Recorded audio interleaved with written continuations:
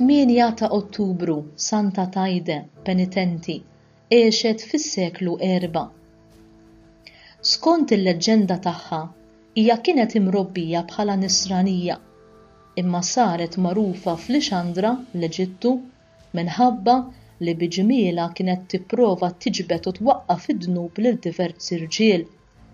Il-fama tal-ħażen tagħha wasal ukoll f'widnej Pafnuzzju li kien jgħix fid-deżert qrib li ħalla l-ħajja irtirata tiegħu biex jgħinha tbiddel ħajjitha.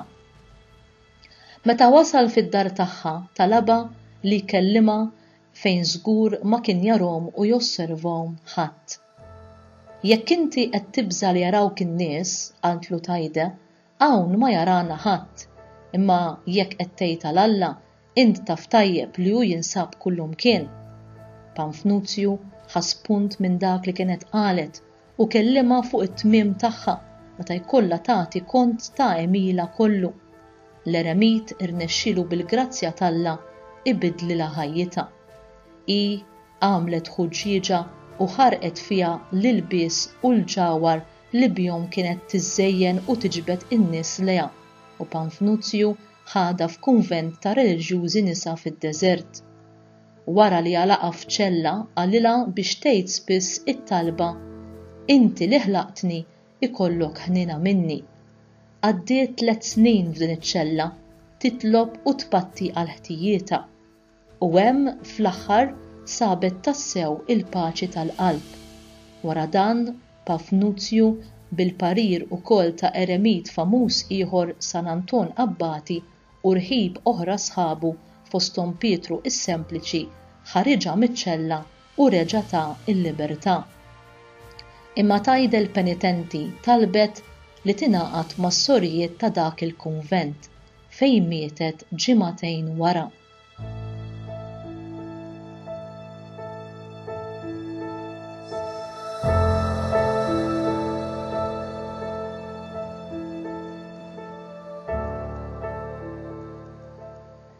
Ġesu f'San Mattew, kapitlu 21, vers 31, jgħidilna: Tassew ngħidilkom li l-pubblikani u n-nisa tat-triq deħlin qabilkom fis-saltna ta' Alla.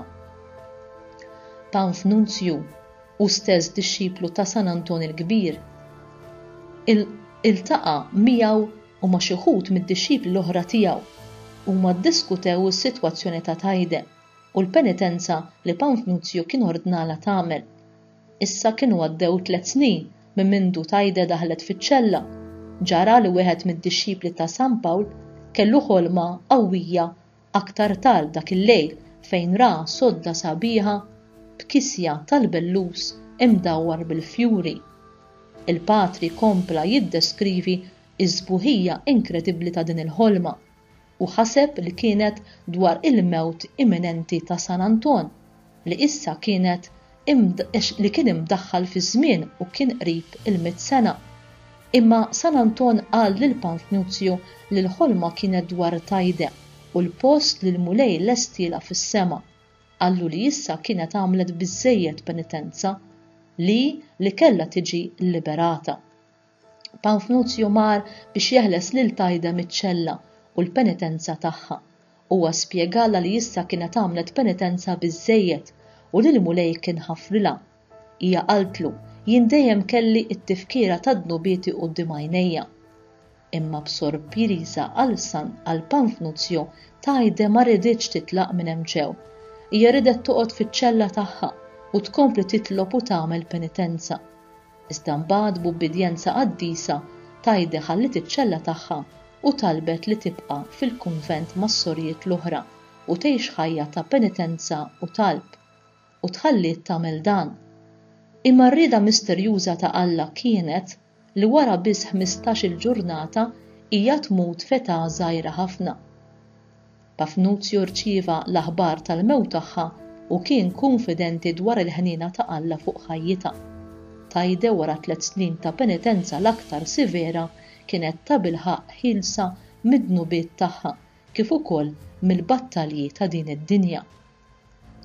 X'misteru ta' ħnina kbira tinsab fil-qalb ħelwa u umli tal-mulej u s-Salvatur tagħna Dan huwa l-kliem li qalet Santa Faustina f'paragrafu 723 tad-djarju tagħha dwar il-ħniena tiegħu lejn il-midneb li jindem. Aktar ma jkun kbir il-midneb, aktar ikollu dritt għal ħniena tiegħi.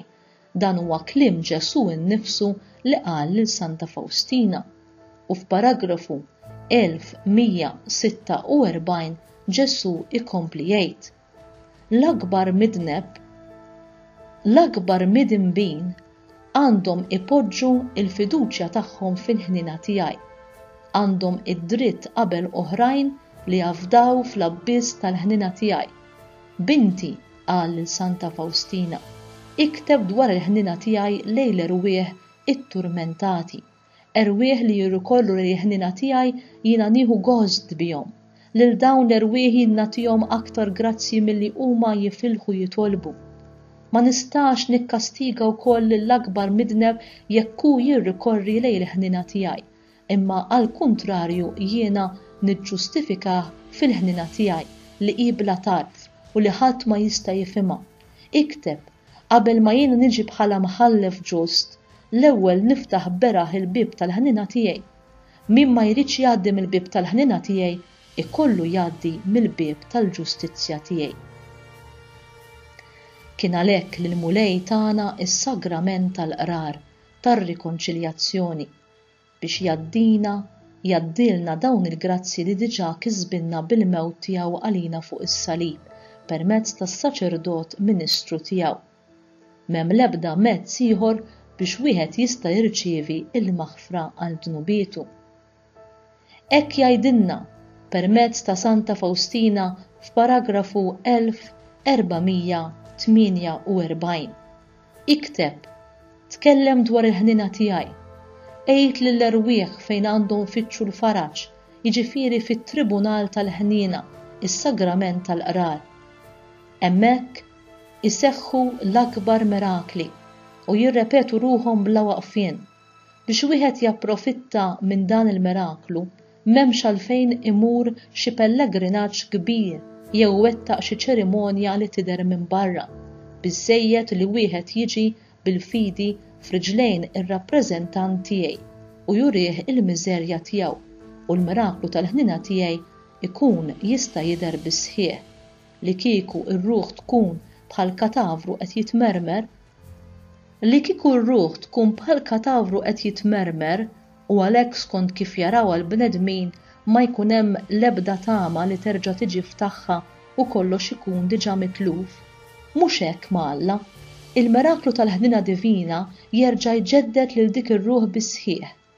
O kemm huma imsejknin dawk li ma japprofittawx mill-miraklu tal-ħniena ta' Alla. Għal xejn qatt issejjaħli għax imbagħad ikun tard wisq. U inti, bogħod xejn mis-sagrament tal-qrar, qatt ħsibt li jekk tkompli tipposponi għal għada biex tersaq lejn il-qrar u tirċievi l-ħniena ta' Alla, għada jista' jkun tard wisq? Qed tagħmel xi forma ta' penitenza bit-tpattija għal dnubietek u biex tikber aktar fil-qdusija li bħala nisrani jew nisranija inti msejjaħ jew imsejħa għaliha?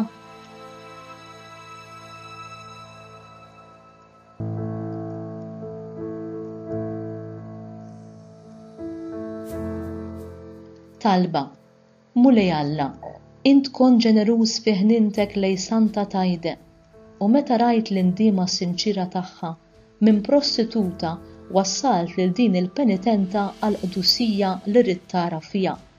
Kum ħanin magħna l-koll u għatina li nkunu niedma b'mod sinċir għal dnubietna, hekk li naslu li noġbuk, ħalli meta jasal il-waqt nkunu nistgħu infaħruk għal ħnina tiegħek għal dejjem. Nitolbuk dan bi Kristu Sidna.